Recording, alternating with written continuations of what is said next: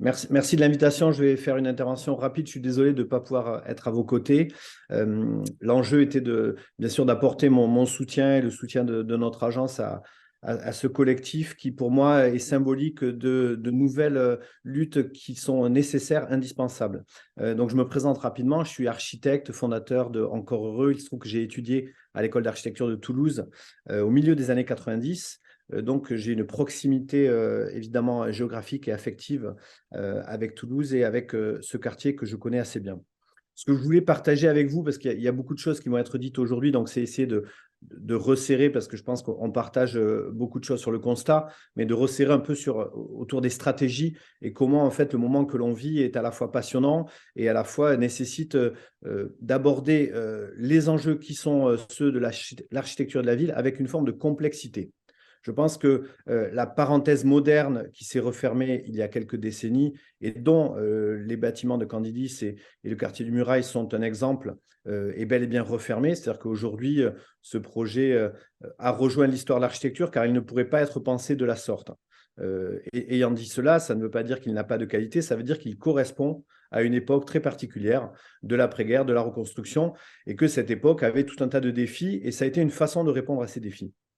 Ensuite, il y a eu une parenthèse postmoderne, on pourrait dire, celle dans laquelle nous avons étudié, où tout d'un coup, on pensait qu'il fallait sortir d'une forme de réalité de l'architecture et que à la fois l'informatique d'un côté et les idées allaient suffire à faire la vie, à rendre la vie et la ville habitable.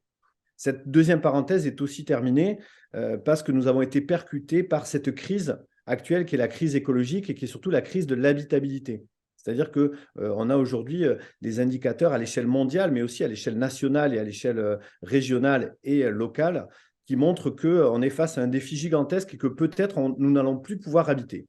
Donc ça, je pense que c'est ce qui doit être, selon nous, vraiment au cœur des préoccupations dans ce combat pour éviter ces démolitions qui sont à tout un tas d'égards totalement anachroniques. C'est intéressant aussi de regarder qu'on parle souvent d'architecture comme un enjeu d'espace, mais c'est aussi un enjeu de temps.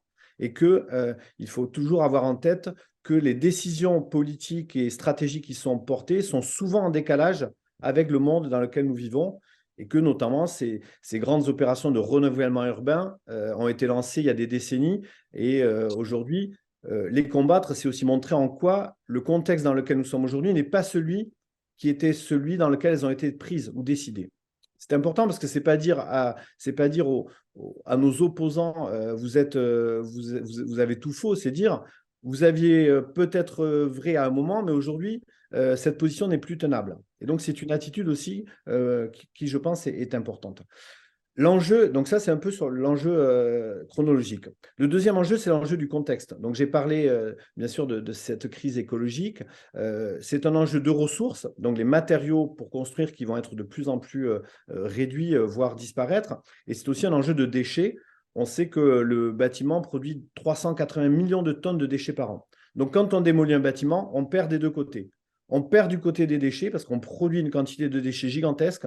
Tout ce béton qui construit ces bâtiments, on ne va pas pouvoir le faire disparaître. Il va aller soit sur des terres agricoles, soit sur des terres naturelles. C'est les deux seules options. On ne va pas le mettre, vous n'allez pas le prendre dans votre jardin et on ne va pas le mettre sur la place du Capitole. Donc, ça va venir comme ça occuper des terres agricoles dont on sait la préciosité. Donc ça, c'est l'enjeu des déchets et des ressources.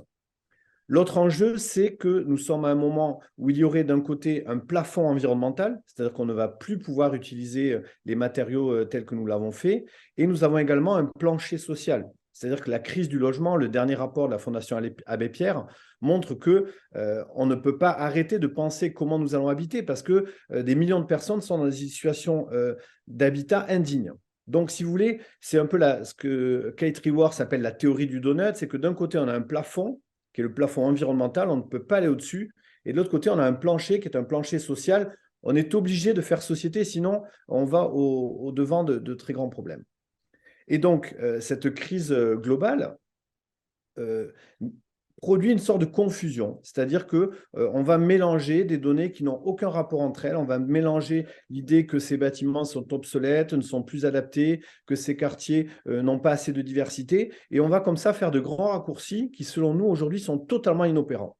Et donc, Face à cette confusion, il faut que l'ensemble des parties prenantes, les architectes, les enseignants, les étudiants, les élus, les habitants, l'ensemble des gens qui sont dans cette salle et dont j'en vois certains, acceptent de travailler cette complexité et acceptent de dire il n'y a pas de solution simple parce que quand on a un problème complexe, les réponses sont aussi complexes. Donc ça, c'était aussi un élément que je voulais partager avec vous parce que, selon moi, c'est aussi un des axes de ces combats-là, c'est de ne pas chercher à simplifier, mais c'est de poser en quoi ces démolitions sont inconcevables, mais aussi poser en quoi les réponses sont multiples et ne sont pas uniques. Et je voudrais terminer par ces deux notions. C'est, selon moi, l'idée qu'il y a une sorte de momentum, de convergence entre, d'un côté, la, lutte, on pourrait dire, historique et patrimoniale, considérer que cette architecture correspond à une époque et donc nous avons un devoir de la regarder et de la conserver. Nous avons la lutte sociale. On a entendu des habitants parler de l'attachement et de dire que, en fait, une architecture n'est rien sans la prise en compte des personnes qui ont vécu, qui ont grandi, qui sont nées, qui se sont rencontrées dans ces architectures-là. C'est ce que nous avions montré à la Biennale de Venise, de dire que quelle est la différence entre une construction et un lieu. Et l'architecture, est-ce que c'est une construction? Est-ce que c'est que de la matière inerte ou est-ce que c'est un lieu? Un lieu, c'est la matière plus ce qui s'y passe à l'intérieur. Donc ça, pour moi, c'est quelque chose qui vient s'ajouter. Évidemment, une convergence écologique, parce que vous l'avez déjà beaucoup dit et je pense qu'on n'a pas besoin de revenir dessus. Une convergence économique. Aujourd'hui, nous n'avons plus les moyens de démolir ces bâtiments. C'est peut-être cet élément-là qui va être entendu par ceux qui aujourd'hui pensent que c'est encore la bonne solution. Et toutes les équations du monde montrent que cette équation économique est en notre faveur. Et enfin, une lutte démocratique, parce qu'on voit bien aussi que les façons dont les choix sont faits sans la prise en compte des parties prenantes au sens élargi montrent que là aussi, il y a une crise démocratique et que la société civile, dont nous sommes les représentants, doit s'engager dans cette voie-là. Donc moi, je voudrais partager avec vous des stratégies. Parce que là, c'est bien beau de dire, je pense, le constat, là, ce que je vous ai dit, peut-être vous le partagez en grande partie et j'ai peut-être l'impression de redire des choses déjà dites, mais je voulais quand même le dire avec nos mots. Aujourd'hui, la stratégie, elle doit être aussi multiple. Il doit y avoir une stratégie technique. La stratégie technique, c'est ce qu'a commencé à faire le collectif de défense de Candilis, c'est d'être capable de produire de la donnée, de produire des chiffres et de produire des choses sur lesquelles on va pouvoir s'appuyer pour démonter les arguments en faveur de cette démolition qui ne sont pas recevables. Ensuite, il y a une stratégie de ringardisation. Celle-là, elle est très intéressante. C'est de considérer que les personnes qui, peut-être il y a 6 mois, il y a 2 ans ou il y a 5 ans, étaient pour la démolition, aujourd'hui sont en train de changer d'avis. Et chaque personne qui change d'avis, c'est un pas de plus vers le succès de la conservation. Donc là aussi, c'est de considérer qu'il va falloir ringardiser les personnes qui disent oui, c'est bien de démolir. Et que ça soit quelque chose qui ne soit quasiment plus possible d'être dit. Et moi, je vois que c'est en train d'arriver à tout un tas d'échelles, aussi dans les niveaux des ministères, de l'ordre des architectes ou des personnes qui pouvaient avoir des positions qui n'étaient pas celles de la conservation, sont en train de changer de camp. Et je pense que c'est très important d'identifier ces personnes-là et de les accompagner.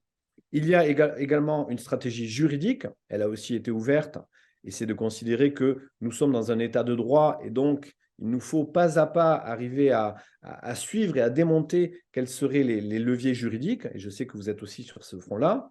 Et puis enfin, il y a un enjeu d'opinion publique, parce que tout d'un coup, c'est faire en sorte que les actions par leur symbole ne soient plus possibles. Et je pense que ces bâtiments de Candilis et ce quartier a un symbole qui dépasse l'échelle du Mirail, qui dépasse l'échelle de Toulouse et qui est à une échelle nationale, voire peut-être européenne. Et donc, c'est ça que je trouve intéressant. En parallèle, on est investi dans la défense de la tour INSEE, qui est un immeuble de bureau de 35 000 m², qui est des années 70 et qui là aussi devrait être démoli pour reconstruire un immeuble de bureau. Donc, et là, on trouve que c'est aussi un symbole de cette absurdité. Pour un ministère public, le bâtiment appartient à l'État, les bâtiments futurs seront aussi au service de l'État, et là, il se trouve qu'entre les deux, il y a comme ça un déraillement de la machine. Donc, on essaie de voir quels sont les symboles que proposent ces deux situations. Voilà ce que je voulais partager avec vous. Je pense que cette journée d'études est indispensable pour poser, sédimenter les savoirs, les compétences, les forces en présence et les parties prenantes qui sont présentes dans la salle et au-delà. Je pense qu'il faudrait peut-être penser à une deuxième action qui, elle, soit plus un événement sur site, dans l'idée d'une recherche d'un côté et d'une action de l'autre. Nous sommes tout à fait partants pour réfléchir avec le collectif de défense de Candice et du Mirail à leur côté. Et c'est peut-être par ce levier-là, cet effet-là. Mais en tout cas, ce que je peux vous dire, c'est que les gens à qui nous parlons du projet depuis que j'ai rencontré le collectif sont très intéressés, qu'il y a un regard qui dépasse largement la question toulousaine et que ce symbole-là doit tous nous préoccuper parce que nous devons gagner et c'est ma profonde conviction. Voilà. Merci, j'espère que vous m'avez bien entendu. Voilà ce que je voulais partager avec vous et j'espère que c'était complémentaire à ce qui a été dit. Merci beaucoup.